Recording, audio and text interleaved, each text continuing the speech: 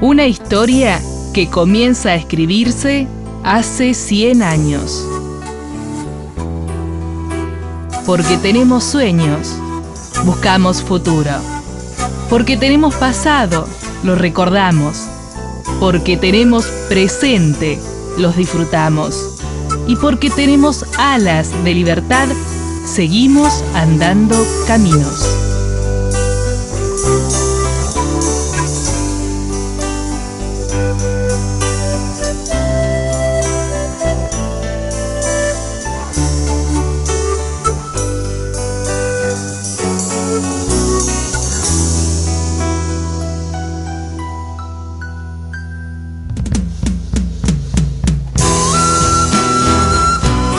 Ojito de agua, camino de sierra, monte, chañares y algarrobas, trinos de aves, secretos de duendes, arroyo majestuoso que vas cantando siempre sin parar.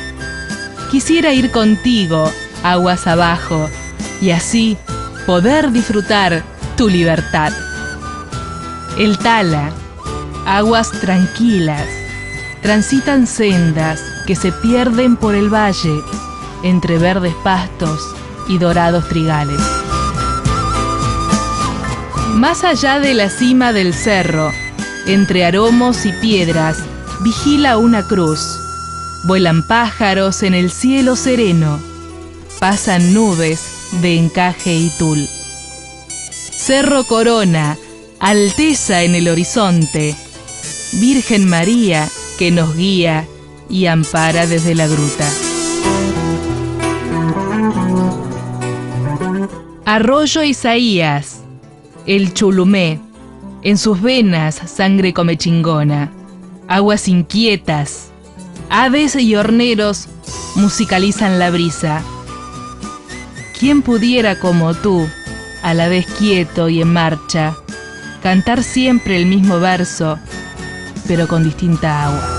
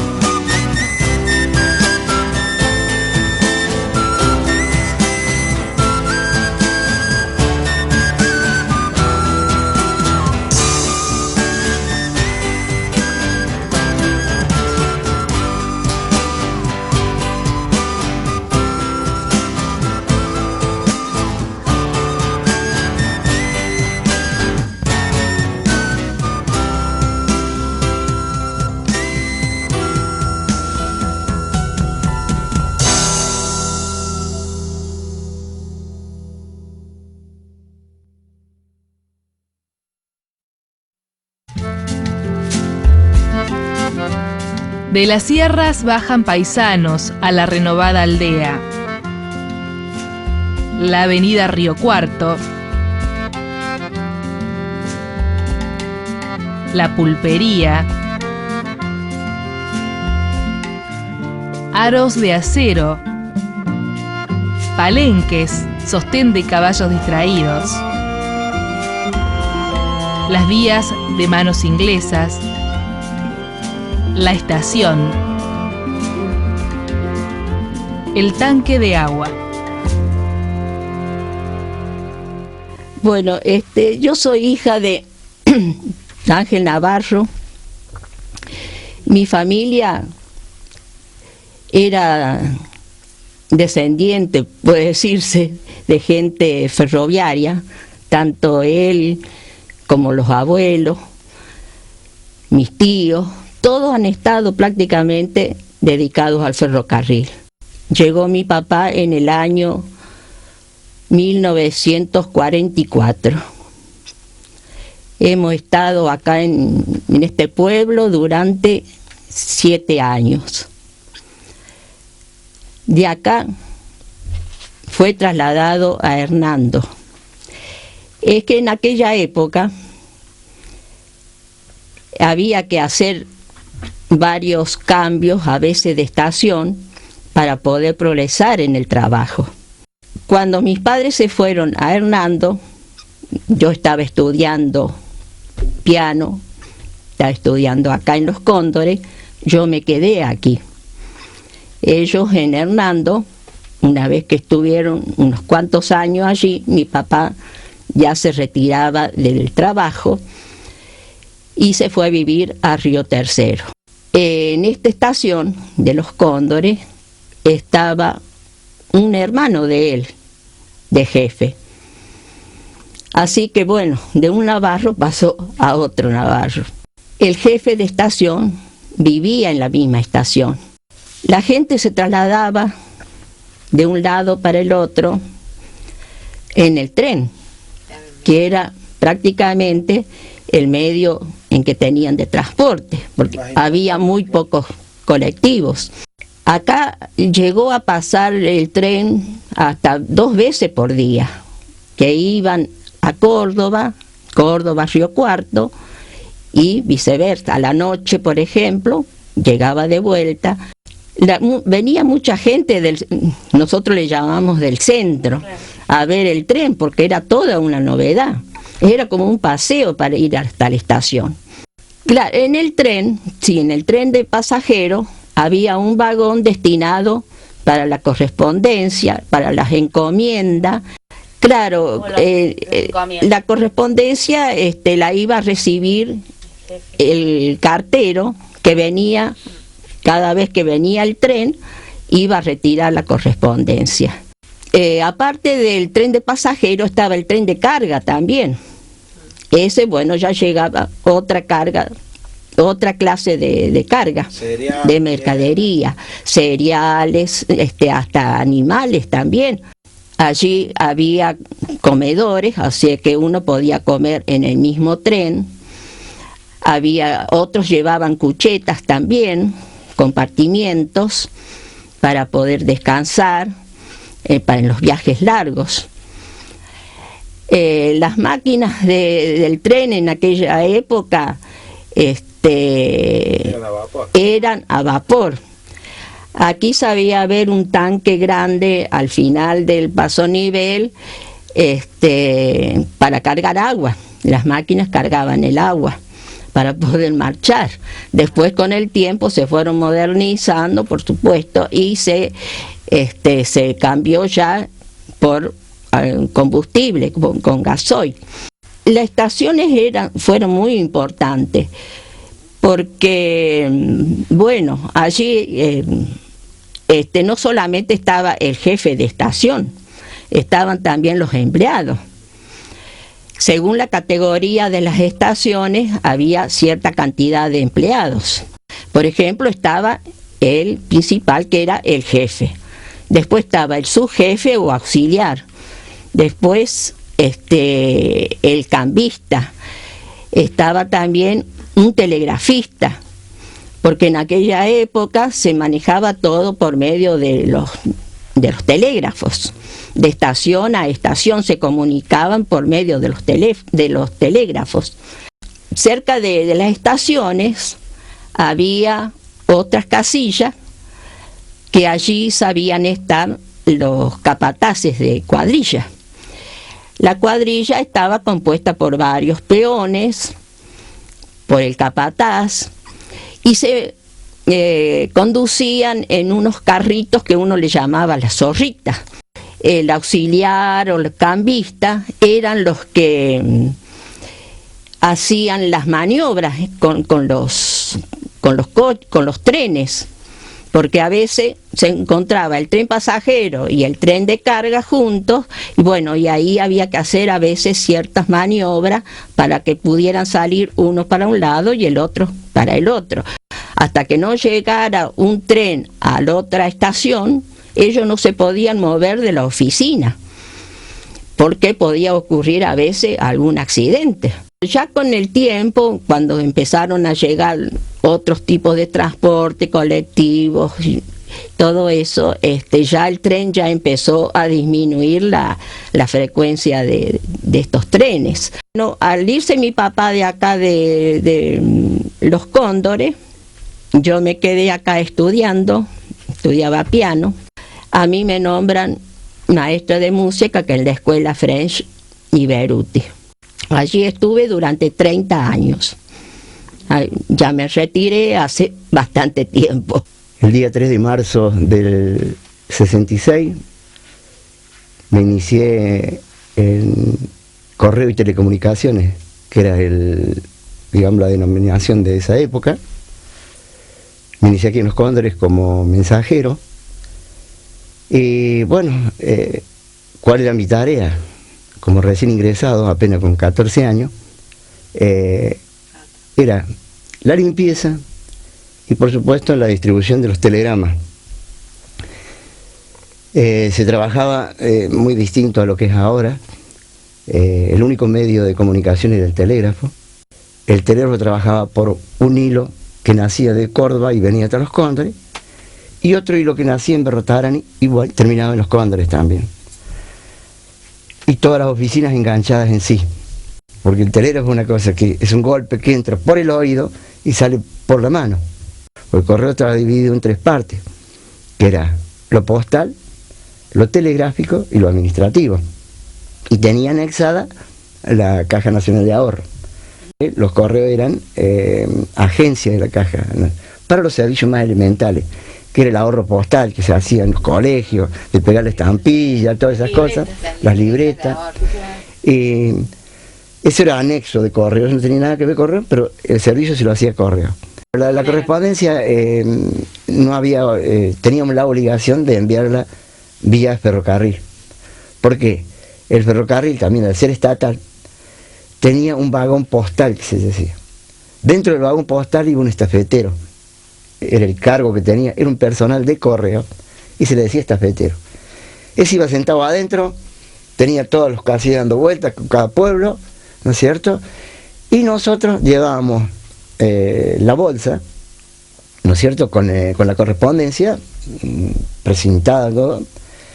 Y él, por ejemplo, nos recibía la bolsa esa, y si teníamos correspondencia de los pueblos intermedios, eso se lo dábamos en la mano a él, ¿no es cierto? Pero todo en un sobre especial que tenía el correo.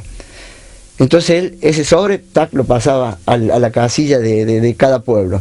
Y la bolsa es la que iba, por ejemplo, a Córdoba o a Río Cuarto, de la cual había no solamente correspondencia para Córdoba, sino a lo mejor para todo el país y para el exterior. Entonces en Córdoba esa bolsa se abría y se procesaba. Y ya si tenías que mandar una cosa, por decirte algo, una cosa pesada que pesaba a lo mejor 30 kilos, correo no te la recibía. Entonces tenías que ir a ferrocarril, entonces iba al ferrocarril, iban con un tren de carga. Había mucho respeto al servicio también. Por ejemplo, hoy en día uno ve que cualquier persona anda con una correspondencia en la mano. En nuestra época no. Absolutamente nadie podía andar con una correspondencia en la mano. Y si la veíamos, la debíamos denunciar. Yo, siendo mensajero, tenía la obligación de estar a las 21. ¿Por qué? De las 20 a las 21, que la oficina estaba cerrada, el telégrafo seguía funcionando. Y sonaba permanentemente, no se cortaba. Y si llegase algún telegrama en ese momento, en esas horas, ¿no es cierto?, antes que la cabecera nos ordenara la retirada, yo debía distribuirlo. No importa si estaba a una cuadra, si estaba a 10, o si me tenía que ir allá, por decirte, Cóndor Metal, una distancia así. Yo debía llevarlo sí o sí. También existió en época de casamiento el telegrama de lujo, que se le llamaba. Era como si fuera un pergamino, ¿no es cierto? Era exactamente igual que el otro telegrama, nada más que como si fuera un pergamino, con todos sus dibujitos, con todos sus chiches. Y bueno, nosotros que hacíamos telegrafía tratábamos de hacerle la mejor letra. Generalmente la cursiva.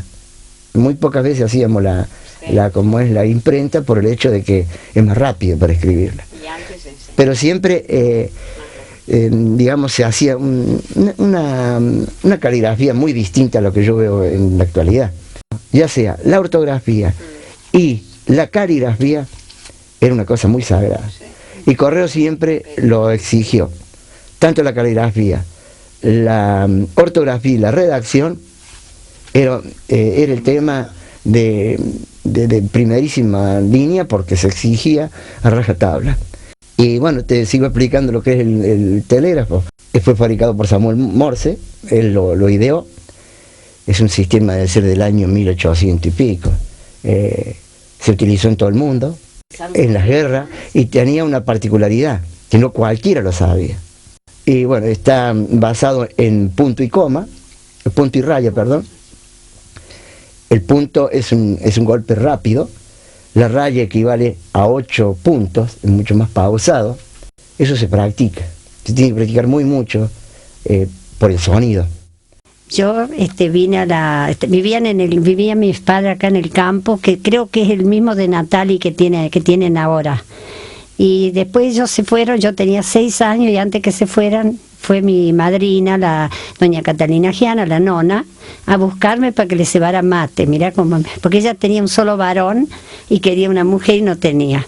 Y yo me vine, se pueden imaginar ustedes, llego yo a la casa de ellos, el hotel lleno de caramelo, de bombones, me quedé, no me fui nunca más. Hace 86 años que estoy con los Giana. Lo primero que le voy a decir es que hemos sido 21 hermanos. Tenían que viajar en Sulque a Cabrera o a General Dehesa para el médico. No había médico ni en Almafuerte, vos sabés, no había médico en esa época. Era el único cine que había acá en Los Cóndores. Y se traían muy lindas, las mejores películas, nuevas, casi todas argentinas, pero es cierto, nuevas las películas. Así que todo era una fiesta, se hacían los bailes en el mismo salón. Y bueno, sí, a mí no me dejaron bailar hasta que cumplí los 16 años, no es como ahora, pero nos bailábamos entre chicas nomás, nosotros no nos dejaban bailar. Empecé a ir a dar doctrina al colegio salesiano, así que preparaba a las chicas para la comunión, para esas cosas, que voy a nombrar 2 que me acuerdo siempre, pobrecita la Marta Tosi, que era la que ganaba los premios, porque yo les daba premio a la que más sabía ese día. Y bueno, y después ya empecé a ser más grande, yo también manejábamos las Hijas de María, una asociación que había, y bueno, pero teníamos que ir, las fiestas, si había fiesta, teníamos que ir primero a la noche a la novena, cumplir con todo eso, después volvíamos a desatarnos los ruleros a la casa, porque no nos daban tiempo, teníamos que venir. Y bueno, me gustaban mucho los bailes. El señor Duc era el que tenía como un tipo de hotel, ¿no? Que no sé no me acuerdo si tenía hospedaje, eso es lo que no me acuerdo. Pero después los Giana, bueno, tenían el hotel con muchas piezas, como se dice, en departamentos para los que venían, y era lo único. Pasaban los viajantes, los maestros paraban también a comer todo ahí en el hotel. Que están los chicos Gijena, ahora que está el Carlos, todo eso era del mismo hotel. Y como es con mucho sacrificio lo hacían también, porque tenían campo, cuando había la fiesta, los sábados, el cine, el domingo, y aparte teníamos el cine con mesas, sí que venían la gente, tomaban ahí en el hotel en el bar tenían una máquina de café de esas de antigua, pero te hacían unos cafés muy lindos, esas cosas, así que la gente tomaba en el mismo cine. Bueno, el radioteatro, por ejemplo, también era lo único, porque siempre tuvo un escenario muy lindo el salón. También venían otros artistas de Río Cuarto, también que daban esas novelas que se daban en la radio.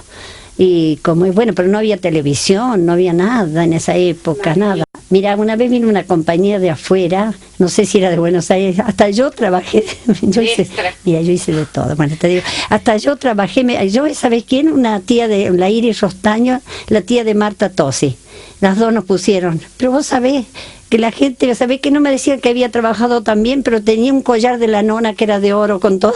Me decían, qué lindo te quedaba ese collar porque te brillaba, me decían. El único novio que tengo, lo digo porque me gusta, que me da alegría saber que el único novio que tuve fue Enrique Escribano, el Quique. Y bueno, después de casada, bueno, me tocó ir a vivir donde es la cooperativa, no, donde es la federación, donde está la biblioteca. Ahí, pero en el abajo era. Había una familia teca que era cocinero del colegio salesiano y bueno, y ahí alquilamos nosotros cuando nos casamos. Y después también, bueno, ya seguimos con el negocio, tenían ese negocio antiguo, los escribanos, yo ya empezaba a ayudarles, no quería mi suegro que fuera, porque no le gustaban que las mujeres fueran mucho a trabajar. Pero yo iba porque siempre me gustó los negocios. Claro, los escribanos y los condes vinieron de España. Ya mi suegra tenía 16 años, nomás, todo no sé mucho, pero sé que han venido de España todos, y bueno, pero vinieron también todos y paraban la gente, muchos españoles, todo en la cruz. Y bueno, después ya empezaron ellos con el negocio. Mi suegra luchó mucho con mis suegros también, y los dos, porque Quique y Tomás iban al colegio salesiano, pero trabajaban, siempre han trabajado mucho, ellos han sido muy unidos. Doña Plautilia Conde, y casado con mi suegro Flaviano Escribano. Tuvieron 3 varones y una mujer, que era Chola, Juanita, pero Chola le decíamos todos, Tomás, Quique y Horacio. También ellos hacían mucho teatro, el colegio salesiano, tenían un escenario hermoso, tenían. Chola, Juanita, sabía recitar, porque recitaba muy lindo, ahí a eso le dejaban. Ahí la dejaban que fuera porque era el colegio salesiano. Yo después de casada, que hubo una reunión, no me acuerdo, vinieron unos médicos, no sé qué, y permitieron que fueran las mujeres, las señoras. Conocí después, ni cuando me casé, de antes de casarme, nada, entrar a un patio del colegio salesiano no era permitido. Lo mismo que en la misa muchos años después se permitió que se mezclaran, digamos, la mujer y el hombre, pero eran mujeres, de un lado eran los hombres y del otro las mujeres, no permitían nada de esas cosas. Que hubo mira, tremendo fue para que entraran las chicas en el colegio, y qué lindo, a mí me parece que tiene que haber esa comunión varón y niña, es mejor. Mi papá trabajó de todo también. Sabía ser mecánico de las máquinas que tenían los Tosi, la familia Tosi, porque ellos eran una de las gente más ricas acá en el pueblo. Tenían máquinas para hacer trabajar en los campos, todas esas cosas. Y ahí trabajaba mi papá, y después, bueno, no sé, se dedicó a comprar hijos. Eso, mi mamá nunca la vio un médico. A los 88 años voy yo a visitarla, como íbamos siempre, porque me llevaba a mi marido siempre. Y era un 8 de diciembre, estaba enfermita y lo habían llamado al doctor Baduy, que era el médico de los Chiesa de ahí, ¿no? De ellos, de mi familia. Y vos sabés que no la quiso revisar. De edad que tenía, nunca la había revisado un médico, ni con los hijos que ha tenido. Sí, no sabía tomar una pastilla, nada, no la tomaba, porque no podía tragarlas. Mirá vos lo que, y sana. Y el 11, yo fui el 8 y el 11 falleció mi mamá. Y bueno, y con la nona también, acá con la nona, no nos dejaba ir sola a los bailes, ni a los vermú danzantes que se hacían antes, no, ahora es de otra cosa. Iba ella a acompañarnos, ella siempre. Hacíamos vermú danzante, que venían mucha gente de los pueblos, de Almafuerte, todo, nosotros preparábamos todo, hacíamos las cosas para servir los vermú, todo, y como es, siempre apoyábamos mucho el colegio. Decían que hay más de ¿cuántos sería? 4.000 habitantes, y siempre ha sido de 2.500, 2.000, y después fue agrandando, pero ahora sí. Que nadie cree que ha venido mucha gente de afuera también, sí. Nosotros disfrutamos. Si vos vieras una foto que tengo, me veo yo con la Nelia de Jacinto Bolletti y la Elsa Tosi, jugando, corriendo como en el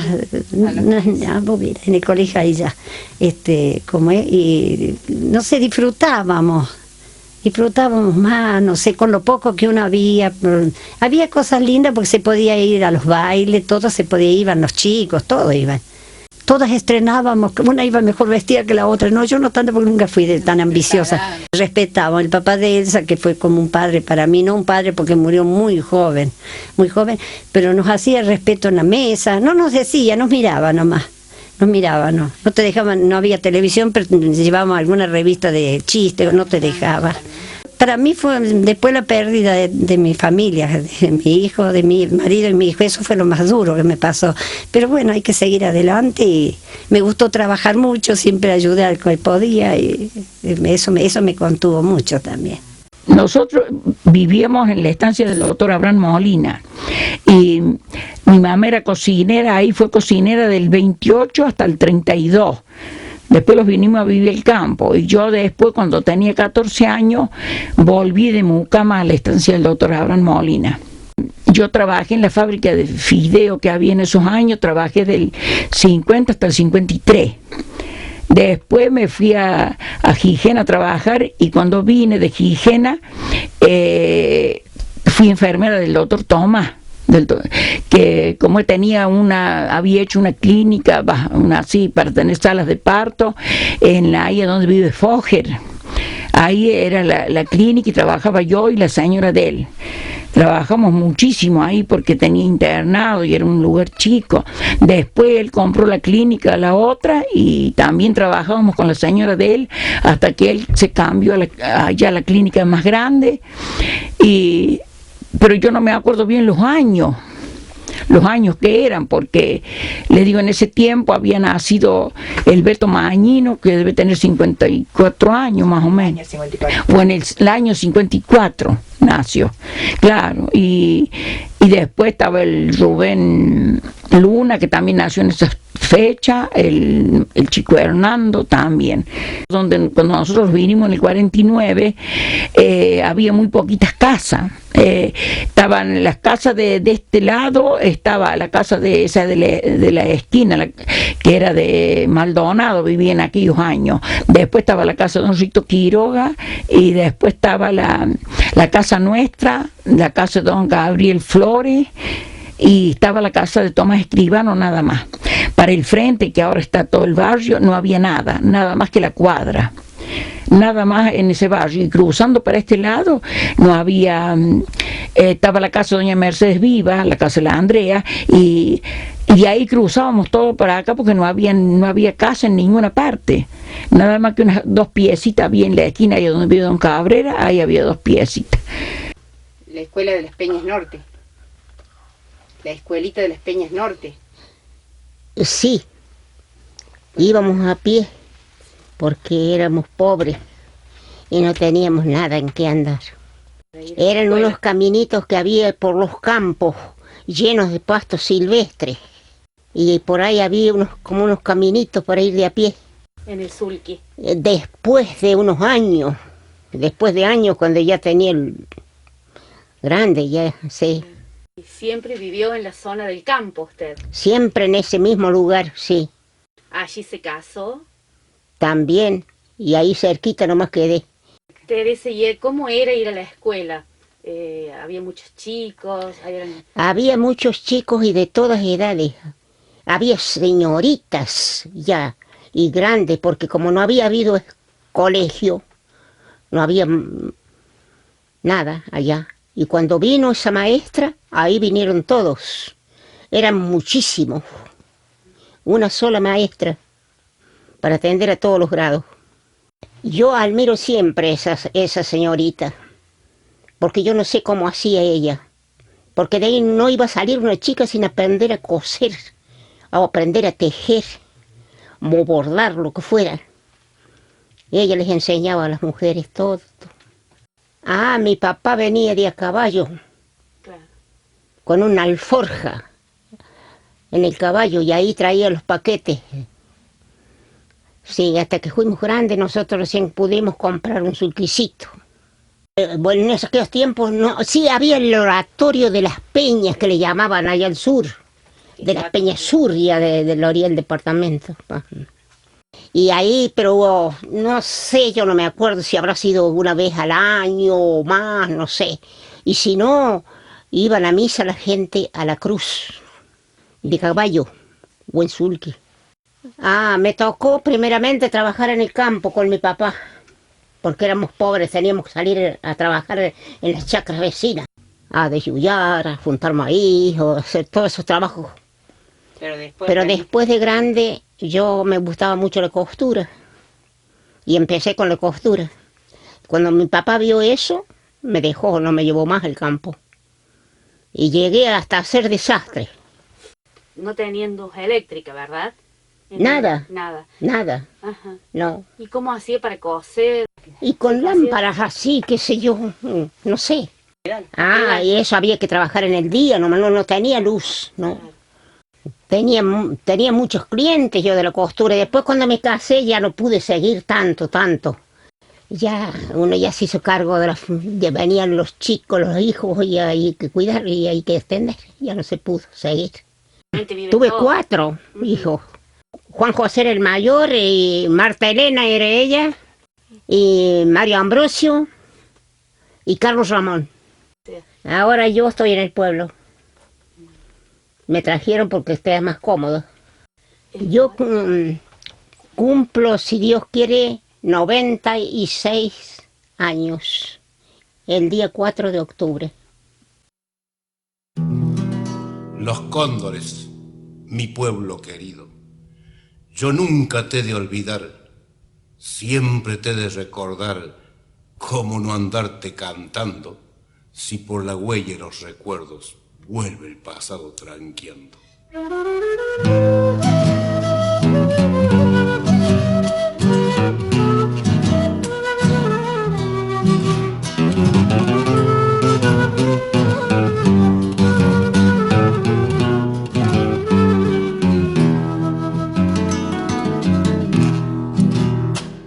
Sierras que se asemejan al cóndor volar y el cerro corona su cabeza hace notar como queriendo sus alas a mi pueblo cobijar, llegando a los cóndores, aromos y el piquillí, el trino del monte y del campo el verdor, virgen patrona del agro, me bendice al llegar. Los cóndores, oh pueblito que me vio nacer, hoy vuelvo de nuevo tus bellezas contemplar, y al sentirme tan cerca me dan ganas de llorar.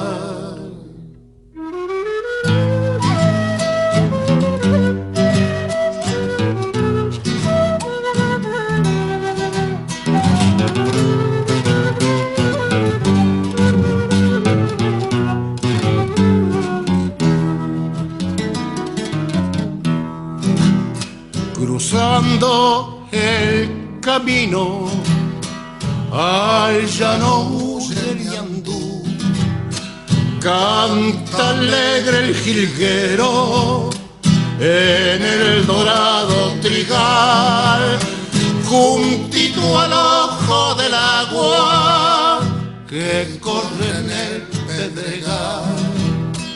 Bajan las cabras del cerro, se esconde el sol, cruzan las aves al monte, sale el puma a material, hondo silencio se siente, se oyen lechuzas chistar. Los cóndores,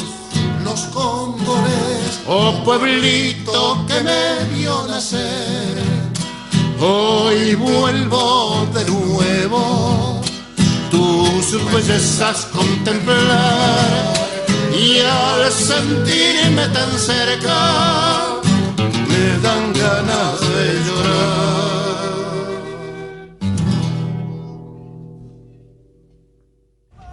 Por la historia que nos ha tocado vivir, por la historia que hoy comenzamos a vivir, por esta tierra de paz que nos acuna todos los días, feliz cumpleaños, pueblo de los cóndores.